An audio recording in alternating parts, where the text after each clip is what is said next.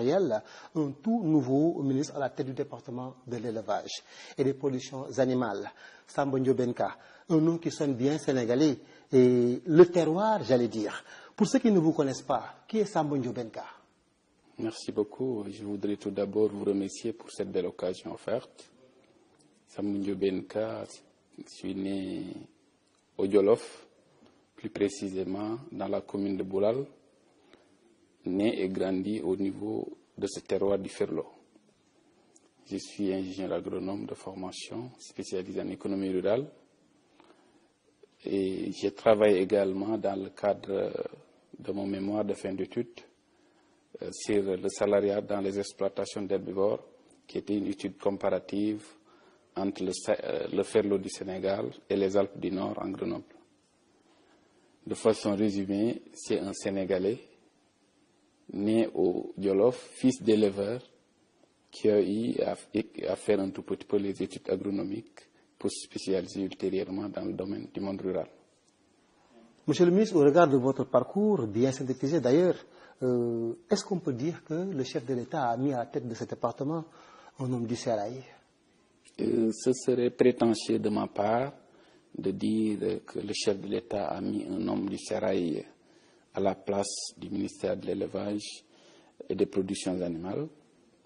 Mais j'ose espérer, avec l'appui de tous les acteurs, l'appui de tous les Sénégalais, avec l'appui par la grâce de Dieu, on pourra quand même arriver aux objectifs qui nous sont assignés. Monsieur le ministre, beaucoup de réalisations ont été faites dans le secteur de l'élevage. On peut citer la clôture du mur du ranch de Doli et des infrastructures qui l'accompagnent, comme des forages. La loi sur le vol de bétail avec des peines plus lourdes. Quelle sera la touche nouvelle que vous comptez apporter? Et autrement dit, quelles seront vos priorités? Peut-être juste avant d'évoquer la touche qu'on va apporter par rapport au secteur de l'élevage, il est bon aussi de rappeler quand même que le ministère de l'élevage est doté d'un plan national de développement de l'élevage pour une période de 10 ans, c'est-à-dire 2016-2025, mais aussi d'une lettre de politique sectorielle de 2017-2021. Et il faut comprendre que ces deux documents constituent quand même les documents de référence dans la mise en œuvre de la politique du chef de l'État en matière élevage. À ce niveau aussi, l'objectif principal, c'est surtout participer à ce que l'élevage soit un secteur quand même porteur de croissance, mais au-delà de ça aussi, qui participera à assurer les besoins de nos populations par rapport aux produits animaux. Au-delà de ça aussi, que l'élevage soit quand même un secteur important qui participe à la promotion socio-économique de ces acteurs. Étant entendu que c'est ça déjà l'ambition de ce secteur-là, il est impératif quand même qu'un cadre, qu'un environnement approprié soit mis en place. Et c'est dans ce sens que le ranch de Doli, sur instruction de son Excellence Monsieur le Président de la République, a été réhabilité, clôturé, avec énormément d'infrastructures hydropastorales.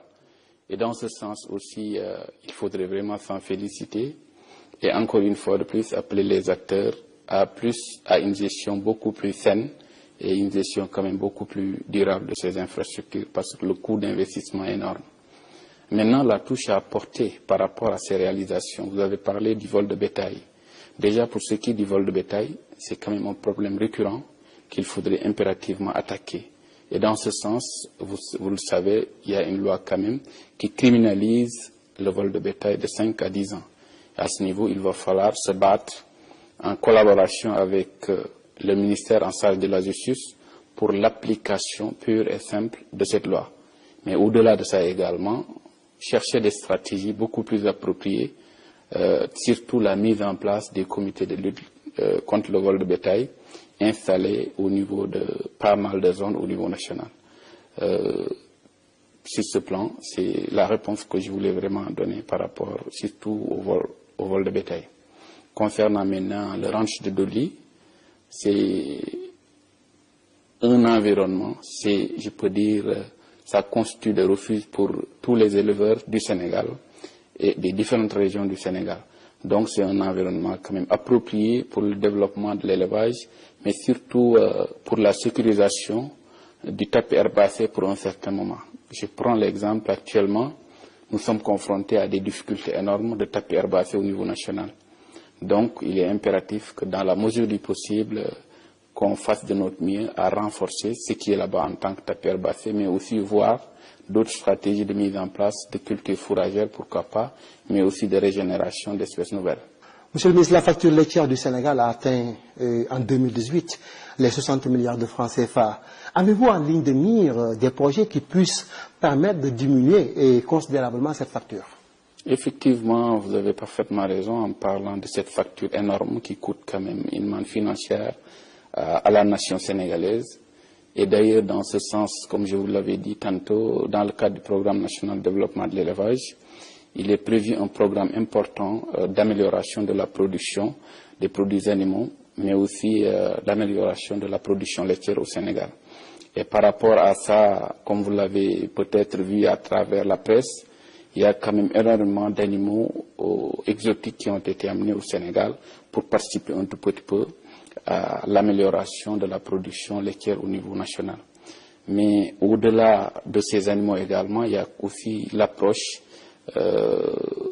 amélioration génétique de nos animaux que nous avons au niveau local, qui va autant pour moi participer ultérieurement au recadrage, mais aussi à l'équilibrage de ce déficit en produits laitiers. Monsieur le ministre, l'actualité de l'élevage est marquée ces derniers jours par l'apparition de la grippe équine qui a causé la mort de centaines de chevaux et d'ânes. Que comptez-vous faire pour endiguer ce mal? Vous avez parfaitement raison. Dès notre prise de service, on a quand même hérité un dossier, je ne dirais pas sensible, mais quand même une difficulté qui est là et qu'il faudrait impérativement chercher à solutionner. C'est surtout ce que vous venez de dire, ces maladies épisodiques. D'ailleurs, il n'y a pas que la grippe équine, mais il y a ces deux maladies épisodiques que sont la gourme et la grippe équine. Et par rapport à ça, sur un effectif de 997 850 têtes d'équidés, aujourd'hui, je peux dire plus de 53 150 équidés sont touchés par la maladie. Et sur tout le territoire national, sur 12 régions au niveau national. Et par rapport à ça, ce qui est quand même à noter, c'est que le taux de morbidité aujourd'hui peut-être à 5,3%, avec un taux de mortalité qui est quand même très acceptable de 0,5%, soit environ 4700 bêtes touchées par la mortalité due à cette maladie-là. Et pour participer à l'endiguement, à juguler cette maladie, plusieurs mesures ont été entreprises, à savoir surtout des mesures de surveillance et de traitement par l'administration d'antibiotiques, de vitamines pour les animaux malades. Mais au-delà de ça aussi, il y a des mesures prophylactiques, à savoir surtout sensibiliser les populations à ce que les cadavres soient quand même enfouis ou incinérés, de même que les litières également. Mais au-delà de ça aussi, que les agents vétérinaires soient en veille, de concert avec les acteurs, que l'information puisse passer à temps, mais aussi participer un tout petit peu à promouvoir la quarantaine, surtout des animaux malades, qu'il n'y ait pas de mélange entre les animaux malades et les animaux sains. Ceci pourrait quand même constituer un vecteur de propagation, de transmission de cette maladie qui est une maladie quand même virale, très contagieuse, mais heureusement très rarement mortelle. Et au-delà de ça aussi, dire que ce combat ne saurait être le combat juste des initiés, le combat des acteurs vétérinaires, mais ça doit être le combat de tout un chacun. D'abord, les autorités administratives ont un rôle important à jouer dans ce sens, surtout par rapport à la suppression ou voire peut-être à l'atténuation de tout ce qui est regroupement des équidés, étant entendu que ça constitue quand même l'un des facteurs qui puissent participer à la transmission de cette maladie.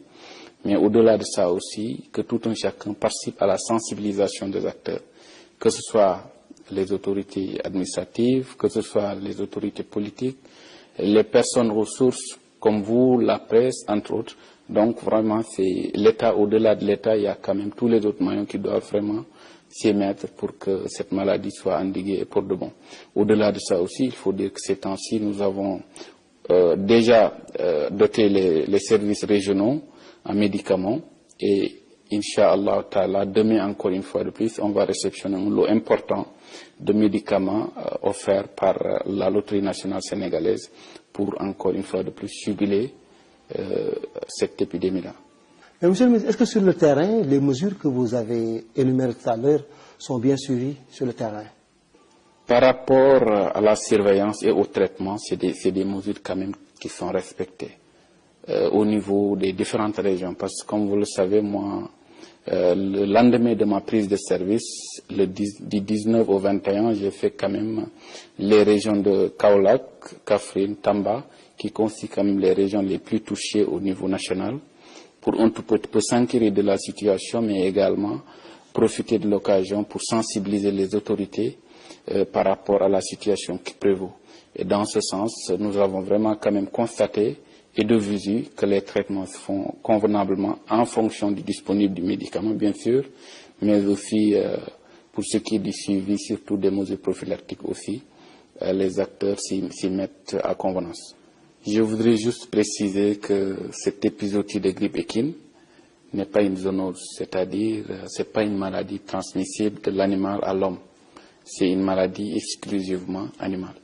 Donc, sur ce plan, que les populations soient vraiment rassurées par rapport à la propagation et la transmissibilité de cette maladie-là. Le secteur de l'élevage occupe une bonne partie de la population rurale et par ricochet est pourvoyeur d'emplois. Puisqu'on est à l'ère du fast-track, que préconisez-vous comme initiative qui peut booster davantage l'emploi et l'employabilité au Sénégal, surtout chez les jeunes?